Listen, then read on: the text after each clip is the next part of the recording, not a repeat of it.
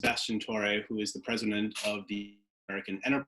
So they had a really interesting ag tech discussion yesterday morning.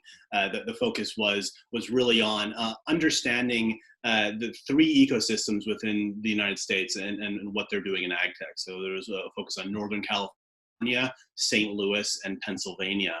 So Sebastian, do you want to just give us your 30-second overview of your takeaways from that whole session yesterday? Hello, can you see me? Can you hear me? Yes. Okay, very good. So thank you, Nick, and thank you all for participating and attending this great session. Yes, we had an interesting session yesterday on AgTech and Food Tech, working with the European Commission and bringing in Select USA, which are our two large government partners.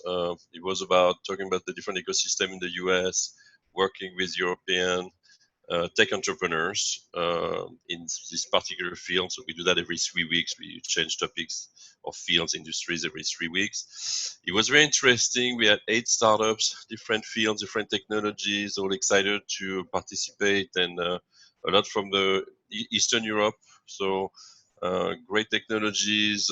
Some have been certified or validated by the European Commission, participating in some of those grants in Europe called H2020.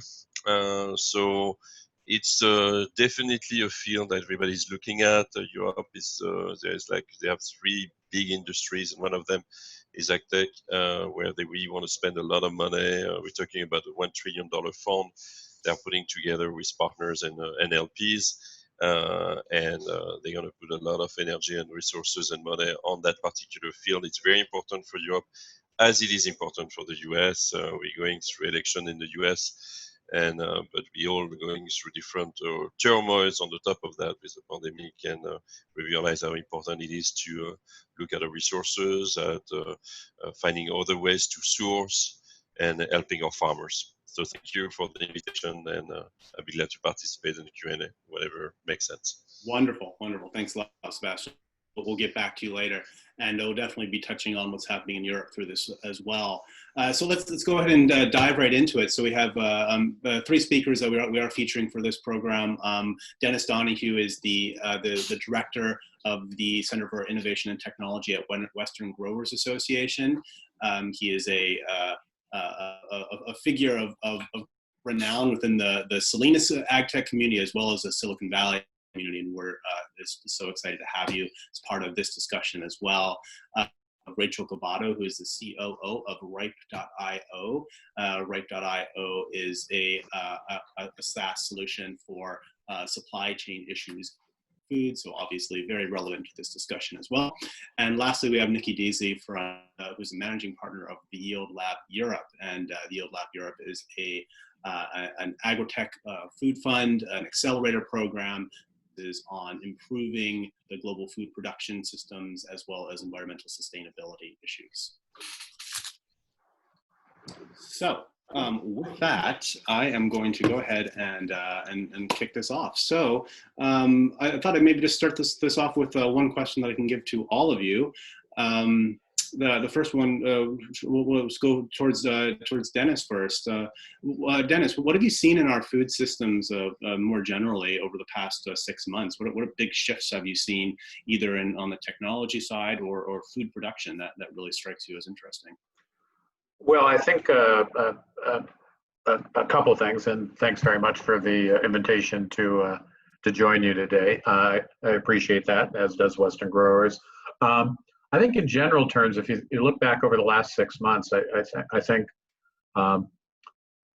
you know, the whole shelter in place, you know, and all that goes along with that has really altered certainly the food service landscape, the restaurant trade, you know, commercial feeders, schools, et cetera, et cetera. So that's had a big impact in terms of the supply chain, and there's been a lot of innovation around that in a couple of forms, in terms of you know, obviously producers who were heavily skewed towards food service have had to scramble a little bit, maybe to get their bearings in terms of, can they take advantage of retail opportunities, or in fact, can they be proactive in terms of go to market strategies? But certainly we've seen a lot of innovation. emerge. One of the examples I like to cite is Baldur's in New York City, that probably literally owned food service distribution in downtown Manhattan. But if you're not going out to eat, and then within a couple weeks, they had transformed themselves, using their infrastructure into a home delivery service, with some 4,000 customers. And then the other thing I'll just very quickly close with is, and it'll be interesting to see if this is a residual effect, because so much of this work is obviously tied into folks' lives have been disrupted, students' lives have been disrupted.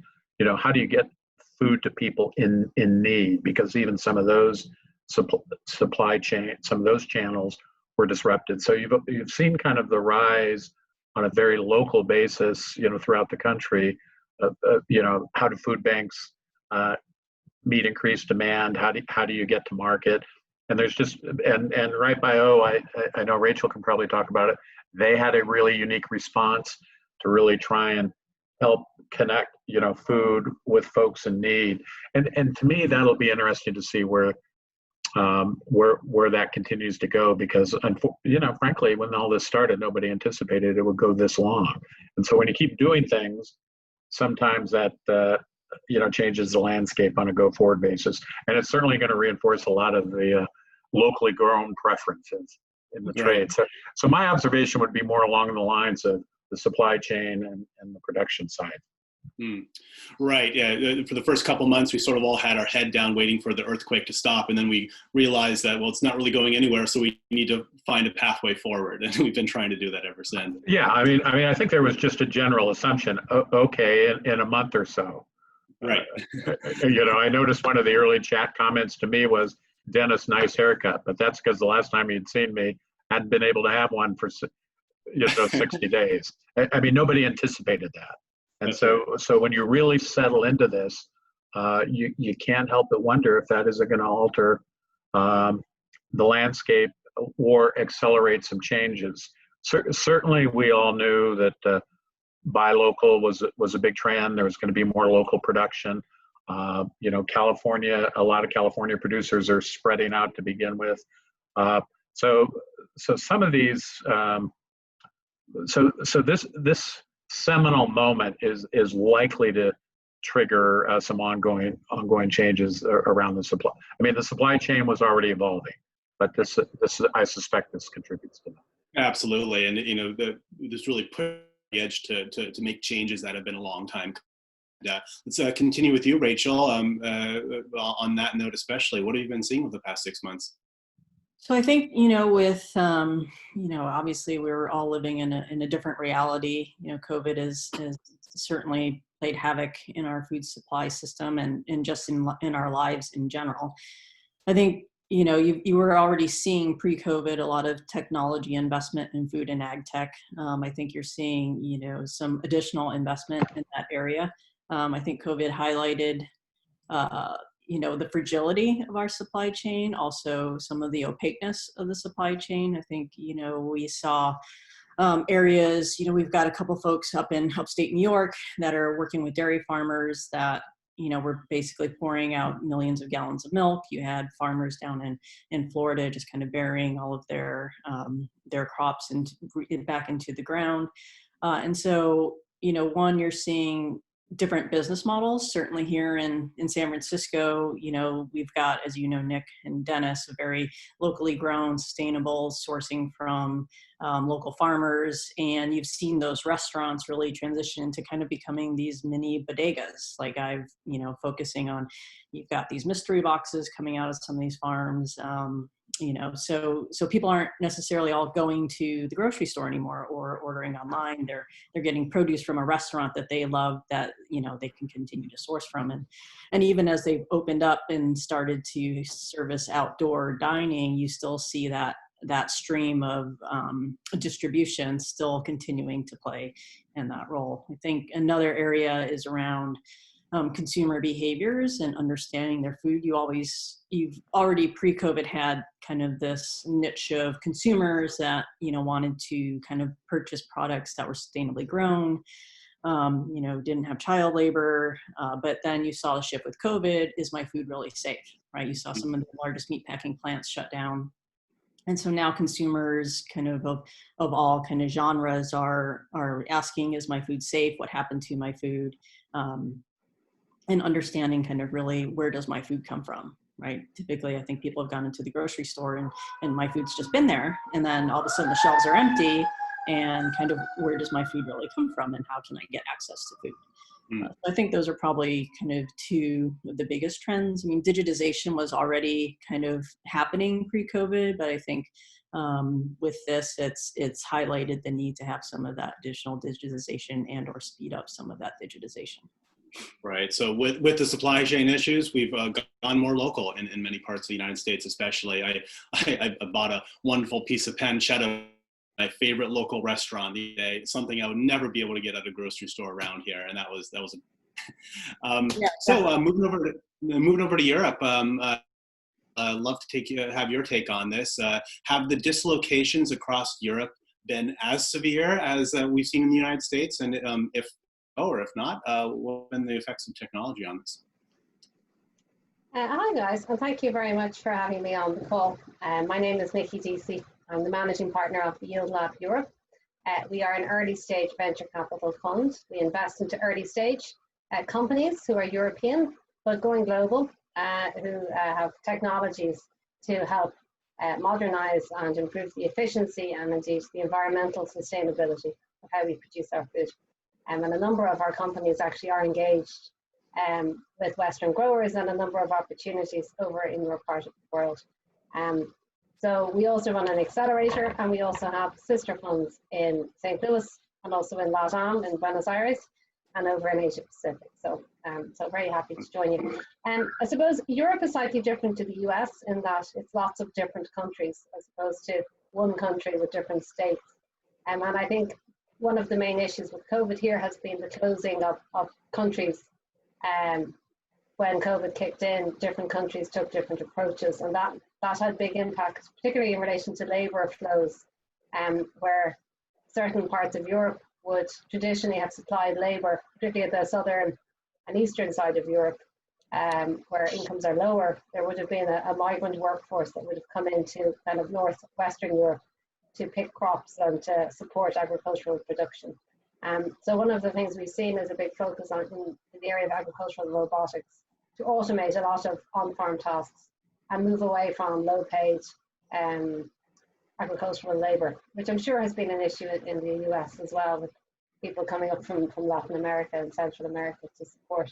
So another area we've seen is a focus on plant-based foods, and I suppose a theme around the sourcing and provenance of food and where it's really come from. So that gives rise to things like blockchain, obviously, and also to alternatives to meat. There's a view, of course, that some of these diseases are zoonotic and have spread from animals across into humans, and perhaps intensive agriculture and other practices around how we produce food and prepare food has contributed to the rise of some of these diseases, and a question then around that kind of intensive animal agriculture model. But overall, we have seen the industry has been very resilient. There's many other sectors out there who have taken an absolute pounding. Agri-food has not. People are still eating. So while the supply chain has changed a little and where people's food comes from has changed, the overall quantities of food that are being consumed, thankfully, have remained the same. And there's lots of good opportunities for people who are smart, who can pivot and get into those areas that have grown and seen more growth and moved away from areas such as food service, which obviously have seen a lot of decline. So overall, it's resilient, and our companies are doing well. They haven't been unreasonably affected. They're probably raising a little bit more capital to have more dry powder on their rounds to make sure that they're not coming into rounds when generalist funds perhaps are struggling.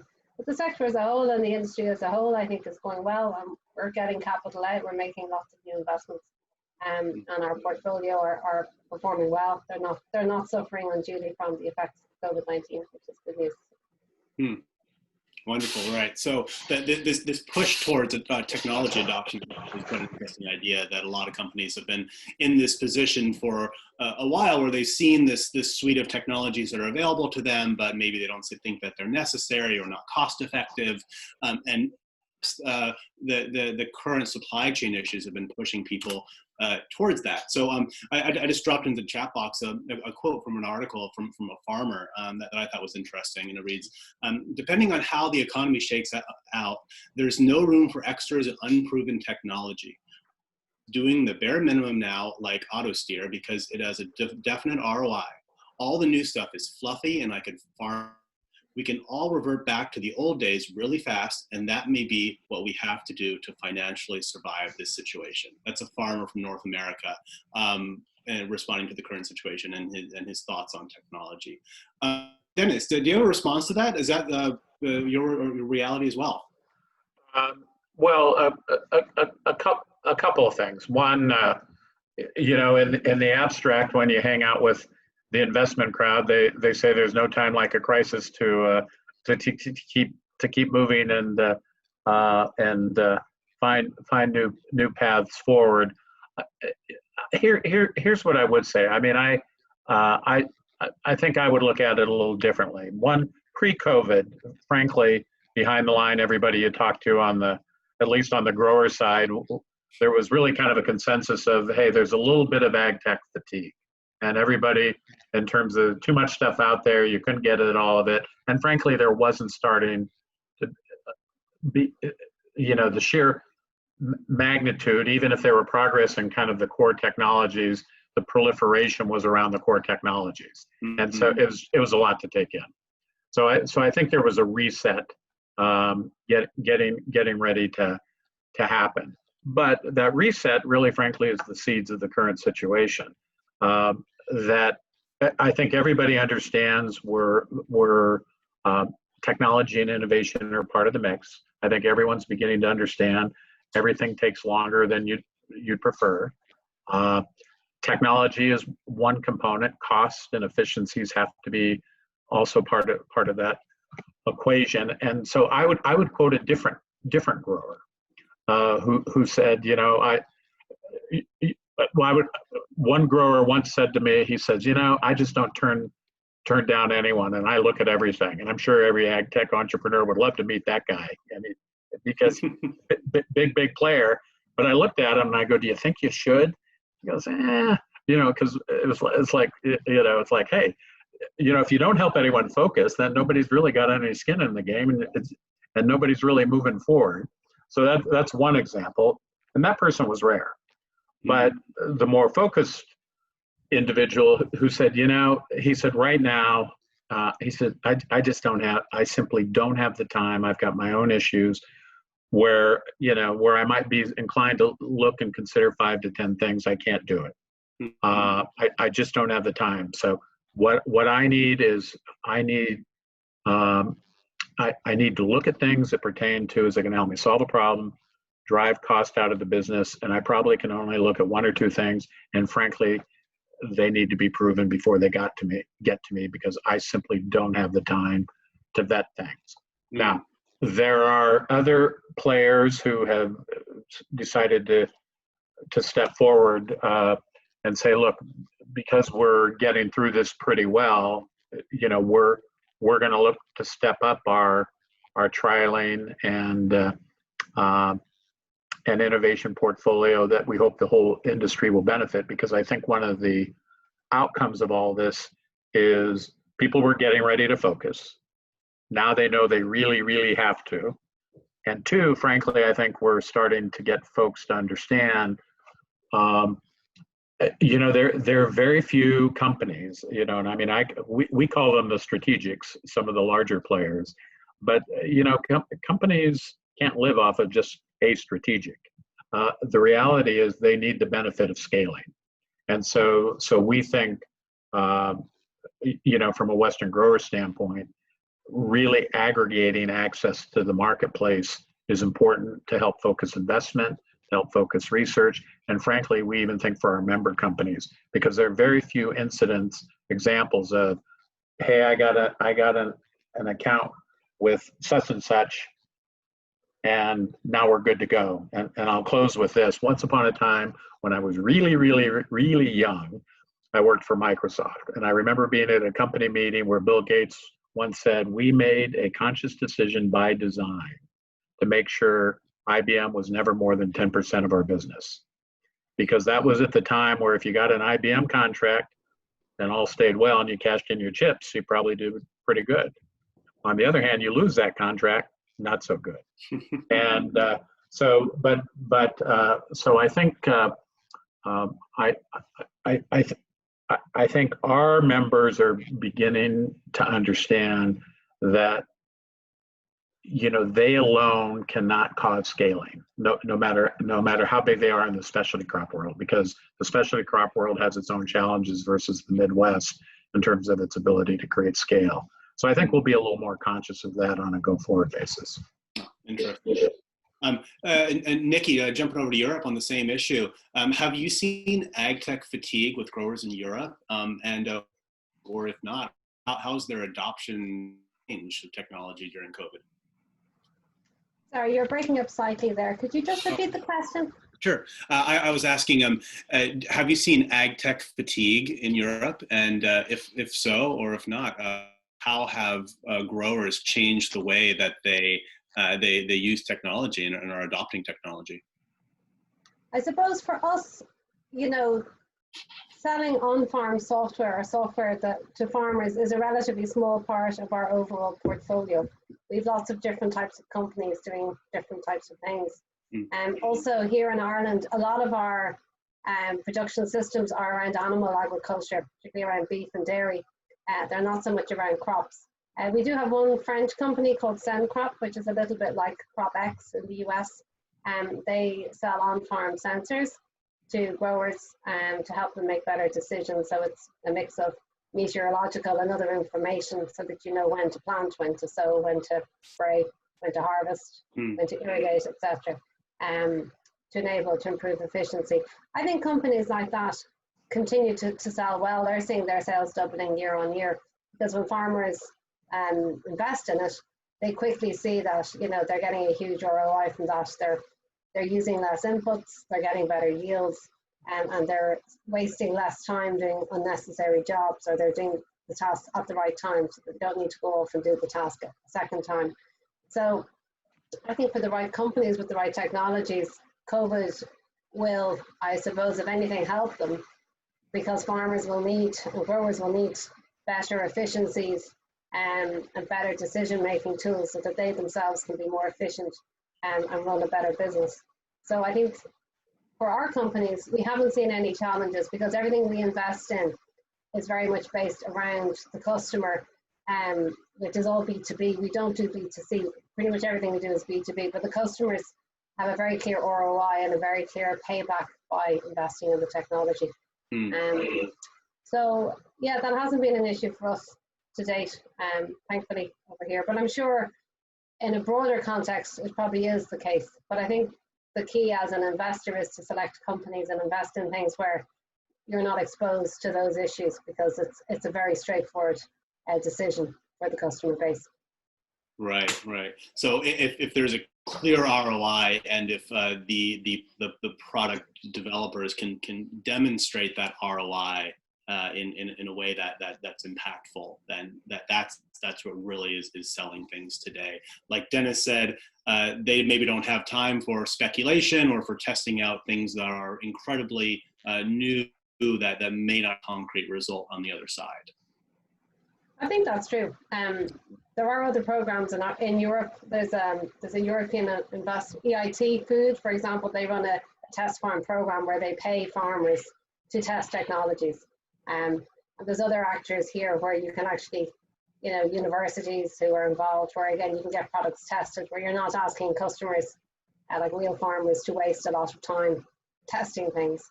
So our companies tend to look to those alternatives to test products before they go to market.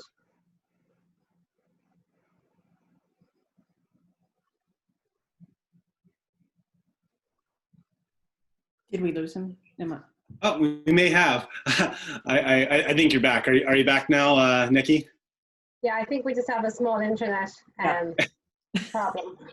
Happens.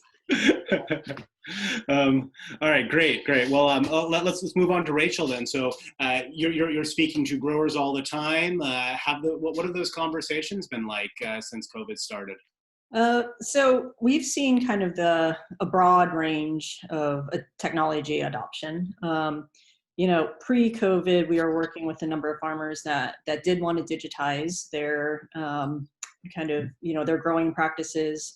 We had sensors in the ground tracking kind of NPK. We had sensors tracking light, lux, humidity, temperature throughout the supply chain.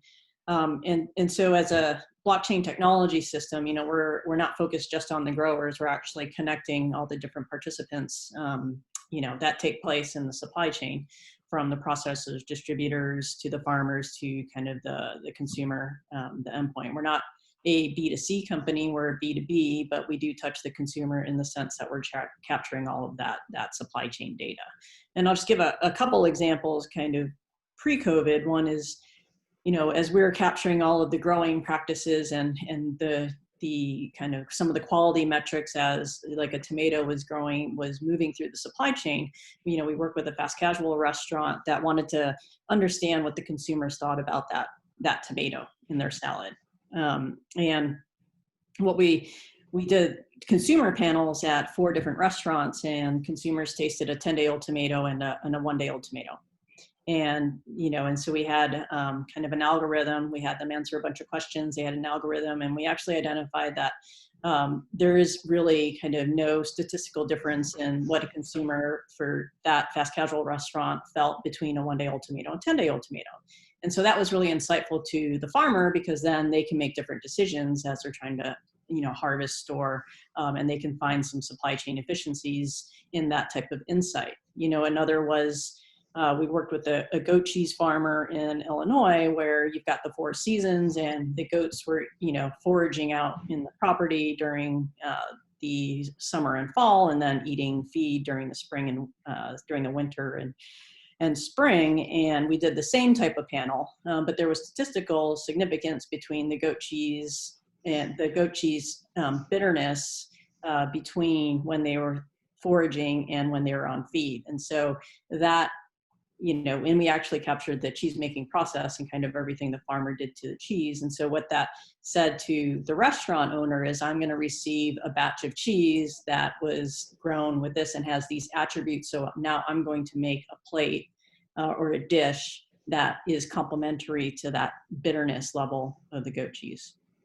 Right. And so that's kind of some use cases around digitization. Now, post-COVID, we've seen areas in the Andean region as well as in India where, they're kind of accelerating some of their digitization of the farm. For example, we're working with a banana producer who, their farmers don't have any connectivity whatsoever. And so they're implementing a LoRaWAN type of technology to connect their farmers. We're working with sugarcane farmers down in Belize who kind of, he was one of the kind of the naysayers of technology, if you will. As soon as that happened and they went into lockdown and they couldn't really travel, they said, if we'd only done this blockchain thing earlier. Now, blockchain isn't going to solve all of the problems of the growers by any stretch of the imagination, but kind of the point is, I think technology has kind of come up to the forefront of minds in the supply chain of how can that help me? And to Dennis's point, there's so much technology out there that, it is overwhelming. Like, what do I do first? How does this all work together? So, we've got folks who are just trying to get connectivity, first of all, to folks who really want to understand everything that's happening to their food supply chain. So we see a lot of different kind of connectivity. Different types of use cases around leveraging technology. I think, with COVID, we also launched, I think with, Dennis's support as well, in Western Growers Association, something called Right Community, where it connected local farmers with restaurants, with consumers, so that they could actually identify where can I actually source food from, given kind of the lines at the supermarket or the out of stock at the supermarkets. And so we created this community kind of quote unquote matchmaking that's kind of evolved into this other kind of a service to food service customers, where, you know, like we're piloting it out in the southern tier of New York with schools and institutions, where they've got kind of this program called 30% in New York, where if you can prove you're sourcing 30% of your food from local suppliers, you get a credit from a credit from the government for supporting that local supply chain. So there's a lot of different kind of ways we've seen technology kind of pre-COVID and post-COVID. Yeah, interesting. So two areas that I definitely see as being impacted from COVID, that there's just a lot of really good technology solutions. One that Rachel outlined here is supply chain issues, of course, and labor issues. Dennis, do you see these two as the most urgent needs for technology solutions right now? And if not, is there a third that you'd like to add to that? Well, certainly labor, you know, frankly, pre-COVID was the most pressing issue on everyone's mind now, you know, and as Nikki alluded to earlier, you know, ag tech also is a much broader category. You know, I tend to look at the world of fresh fruits, vegetables, and nuts, and certainly labor is a huge issue for us pre-COVID for a lot of reasons, and this has certainly accelerated that, you know, because and again, Nikki alluded to it in Europe, you know, the inability, you know, where border unpredictability becomes prevalent. The reality is labor mobility has certainly been part of production in the Western growers' sphere of influence. So for a lot of reasons, that was top of mind. And our focus has been on field harvest of late. We generally have viewed the marketplace in terms of technology, entrepreneurial activity, venture funding, et cetera, as working pretty well in thinning, weeding, irrigation, you know, the whole autonomous sector. But the field harvest piece for specialty crop growers has been particularly challenging. So just about a year ago, we embarked upon an approach that we said, you know, that one, we need to aggregate the marketplace.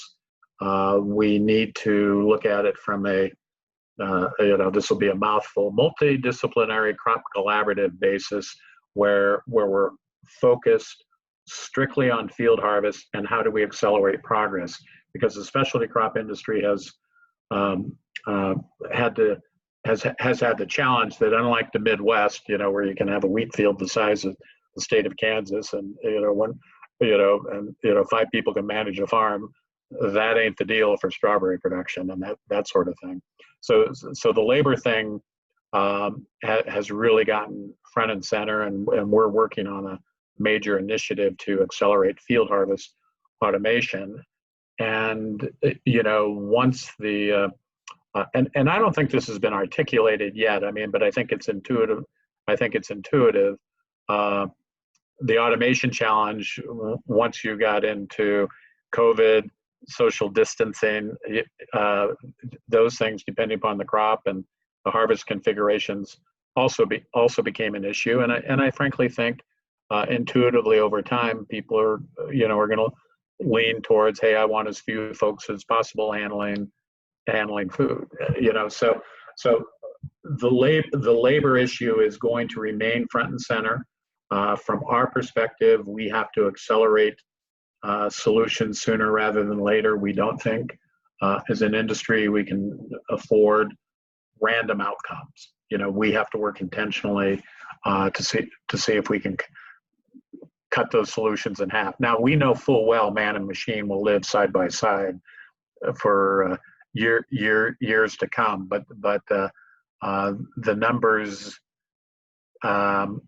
will need to be less, and we're always very careful how we say that, because it's important to note we have an aging demographic, we do have border uncertainty, and it's a global conversation all over the world who's going to be picking crops in the field.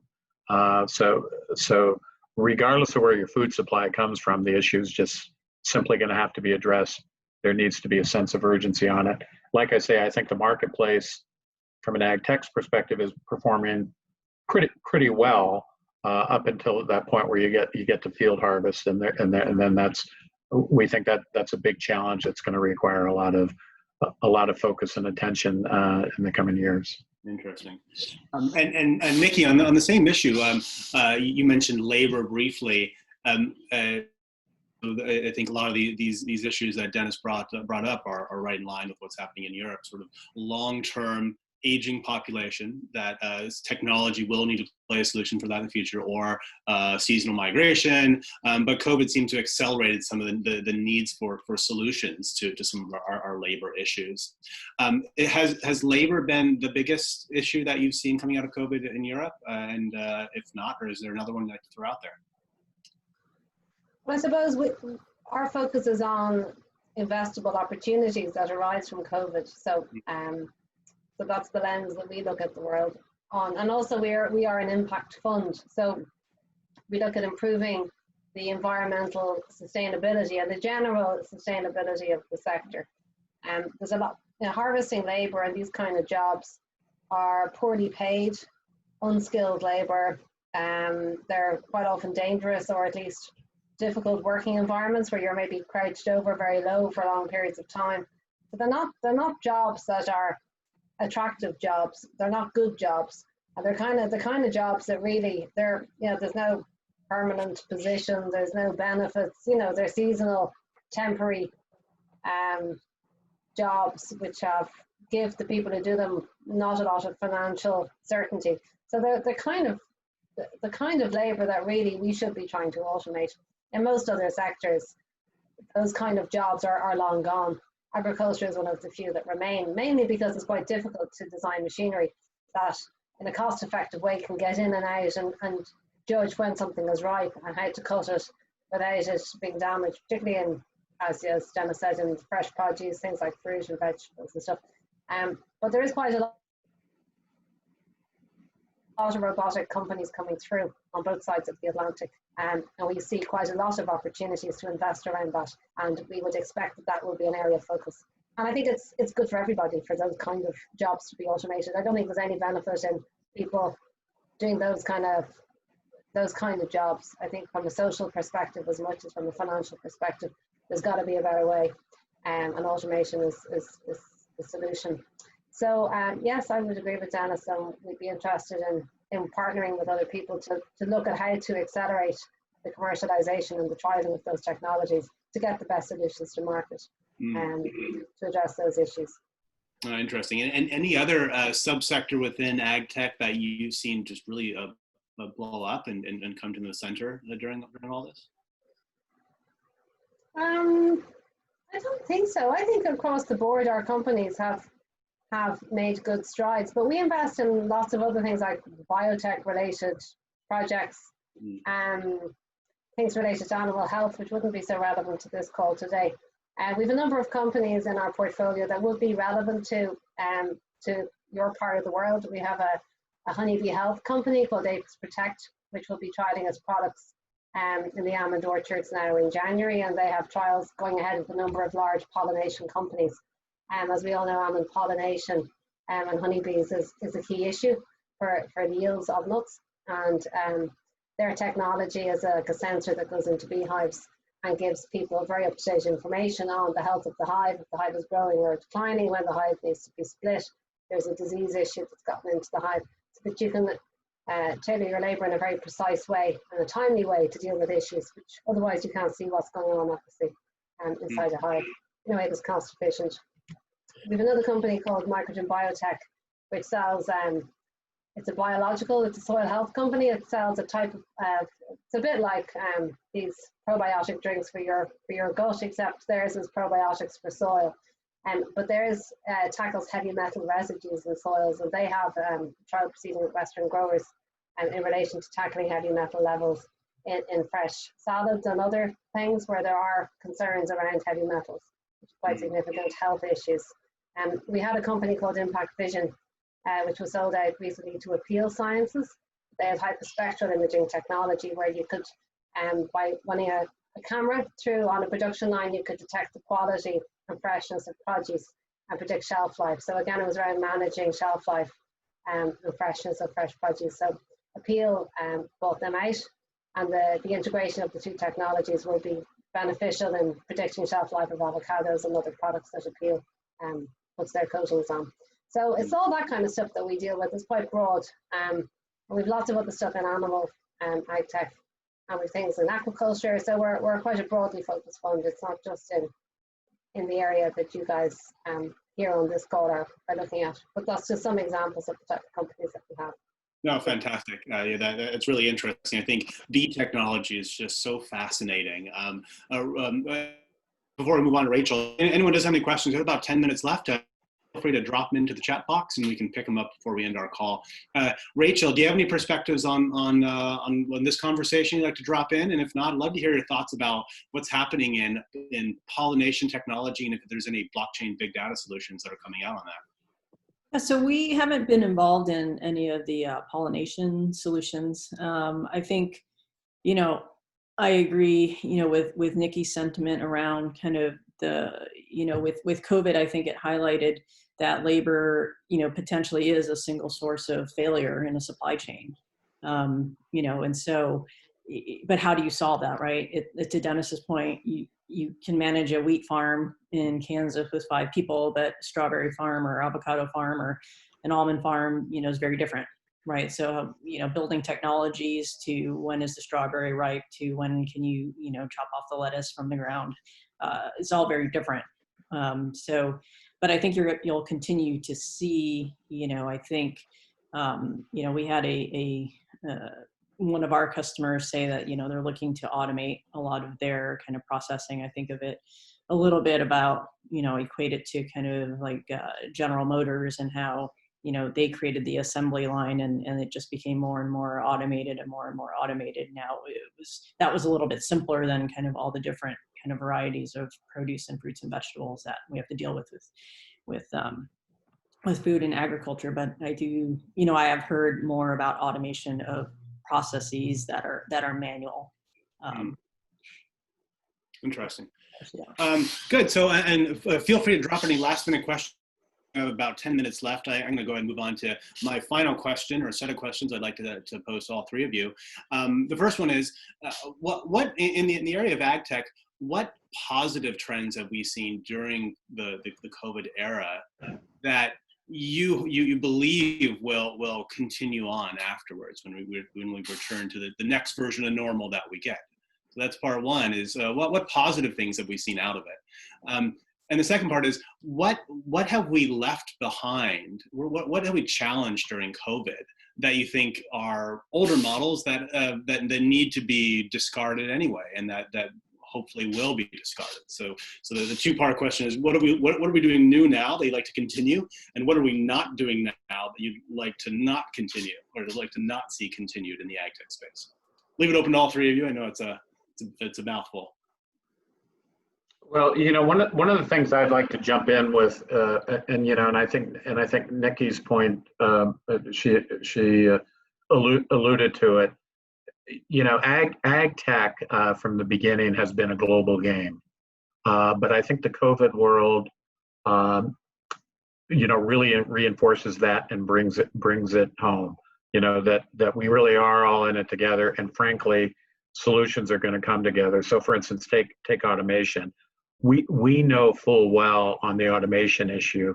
Other parts of the world experience some of the challenges that we've been experiencing and now mounting even more acutely in the Western growers universe in terms of, when we think about how do we accelerate automation solutions, we don't want to reinvent the wheel where it's already out there. We need to get the job done. And so we know, we have our eyes squarely set on Europe as one of the places we're going to be looking.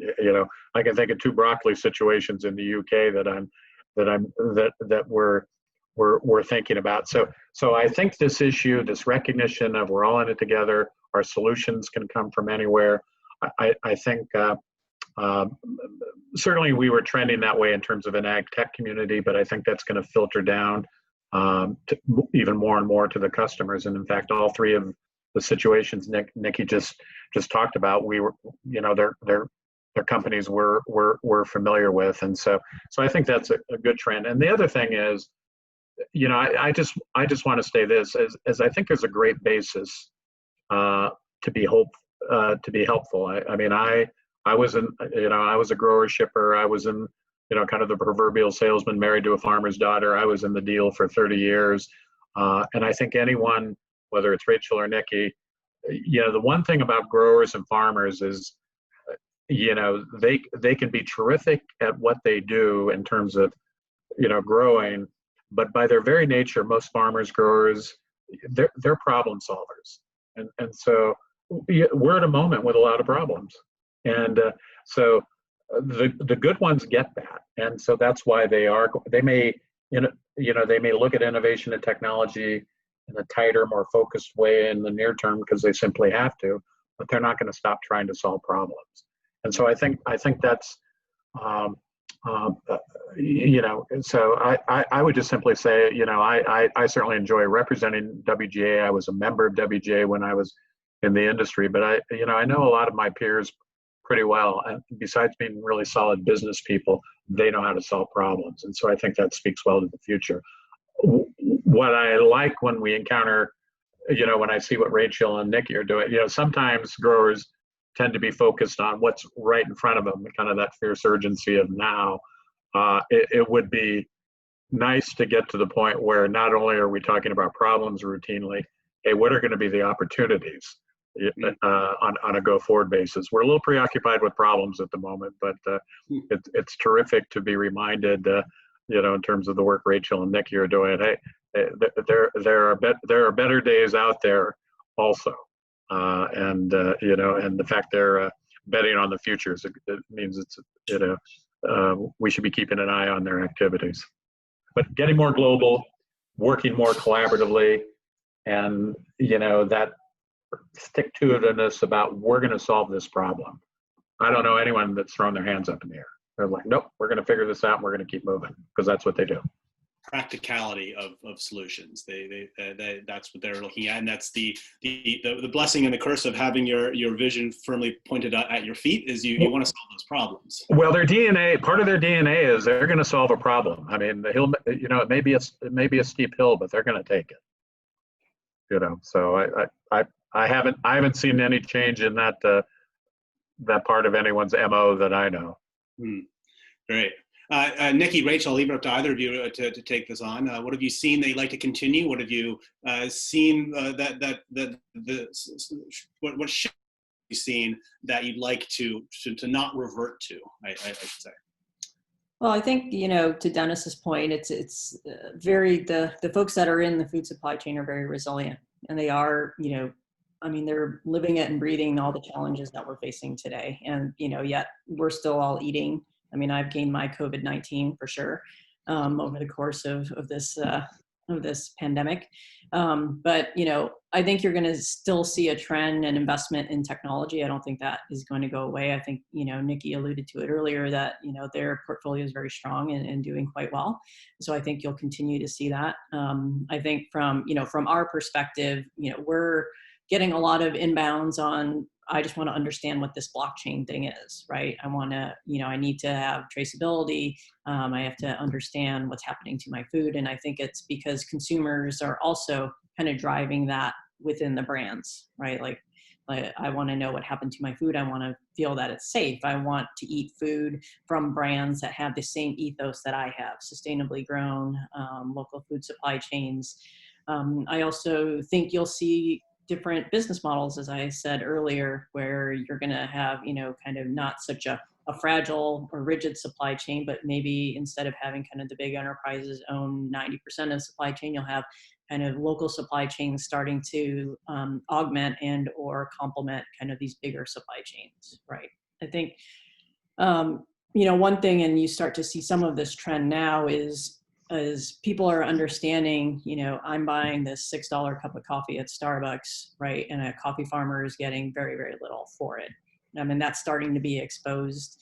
And I've seen a number of kind of the CPG brands that we work that want to you know, allow paying back into the farmer and kind of had that distribution of wealth separated or spread out more so that farmers are getting kind of more of their fair share of the work that they do for putting that quality into and that time into producing a product that meets the quality standards, the sustainability standards that the brands and or the consumers are looking for. So I've seen that emerge pre-COVID, but I've really seen it start to accelerate now. Fantastic. And that's one thing I really would like to see is that spread of wealth throughout the supply chain back into the farmers. Yeah, I would agree with Rachel's views in relation to that. And the other thing that we've seen here in Europe is a big focus around sustainability. And EU have launched a program called Farm to Fork and the Green Deal. And all of that is around bringing our agri-food industry back to something that, on the one hand, meets, I mean, the industry was established post the Second World War to produce enough food for everybody at a time when the world faced a lot of food shortages. People had rationing and all of that. So the industry has evolved over many years to produce a very large quantity of food at a low price, at a high quality level, by and large, to feed a growing world population. It's now well north of 7 billion and growing all the time. The challenge, of course, is that environmentally, we have done things in a way that perhaps back in the day worked at a smaller scale, but with prolonged decades of use. And as the industry grows and grows, and as the world population grows and grows, and as all of this stuff builds up in the air and in terms of greenhouse gases and in soils, you reach a point where it's not sustainable anymore. We have to do things in a different way. And I think COVID-19 has increased, I suppose, people's environmental awareness. They've had more time. There's been less traffic. People have been out in nature more. And people perhaps are getting a bit more connected to the broader environment and where their food comes from, and nature and biodiversity, and, you know, some of the social issues as well that Rachel has alluded to. And I think documentaries like Rotten and some of these things on Netflix, which have highlighted more of these inequalities and issues around our food supply, will increase consumer and the general public's focus all the time on these issues. And as an industry, we have to be able to say what we do is right. It's above board. There's no issues. We've nothing to hide. We produce things in a way that's really good, really healthy. It's really, you know, come in, look at what we do. You can drill into everything, and it's all good here. And I think technology enables things to be done in that way, that it's efficient, that it's cost effective, but that it's done in the right way, and it's sustainable for everybody and for the planet as well. So that's kind of where we try and fit as an investor. Stuff that stacks financially, but also makes long-term sense when you take a much broader lens on it. Yeah. Fascinating. So the resiliency here is you know, obviously not just getting through the current cycle, but you know, making sure that soil nutrients are good for the next 100 years, that communities are strong, that that we're not seeing environmental degradation due to over farming in certain areas. Another long-term trend that we definitely like to see being more of an emphasis.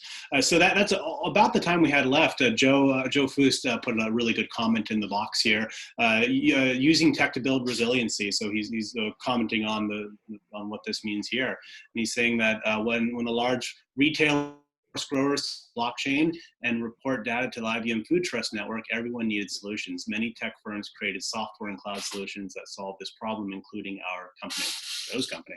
Until the customers force the suppliers to do this, the tech opportunity would never have materialized. Consumers forcing growers and suppliers to use technology as a way to make sure those consumers stay happy, make sure they stay engaged. This is a trend, obviously, that through COVID and what we'd like to see on the other side as well. Wonderful. So we're at 11:02. I want to keep you all. I don't want to keep you all too long. Any final comments? Any 15, 20-second comments from any three of you before we call it a day? See you shaking the head. We're all happy. Wonderful. Okay, well, we'll end it there. Thank you all so much for joining us today. This is been a wonderful conversation. Nikki, it's great to meet you. Rachel and Dennis, great to see you again, although virtually. This is better than nothing, though, as we've all found out. So thank you all so much for joining us for the second half of our Seeds of Our Future conversation. This will be up online later today, I believe, so if you want to send it over to a friend of yours, feel free to do so. It'll be on our website and on social media as well. So thank you all so much, and see you soon. Thanks for the invitation. Okay, see ya. Bye-bye. Everyone.